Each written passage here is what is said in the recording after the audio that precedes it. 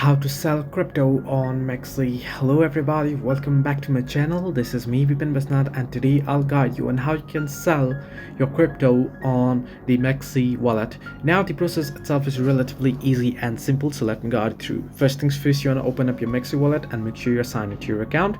There you shall get an interface like this. Now if you tap on the wallets option at the bottom right corner of your screen, you'll be able to see the cryptos that you own. So what you can do is you can simply tap on trade, and at the top left hand side of the screen you'll be able to see the crypto that you are on. You can simply tap on it and you want to simply select the crypto that you wish to sell, right? So you can tap on it and you can see you are on buy option. By default, you want to tap on sell option, and now you can type in your quantity that you wish to sell, and now you can go ahead and sell it. So this way you can sell the crypto on the Mexc. Hope this helped you. Do like and subscribe, and do not forget to leave a comment down below if you have any further issues.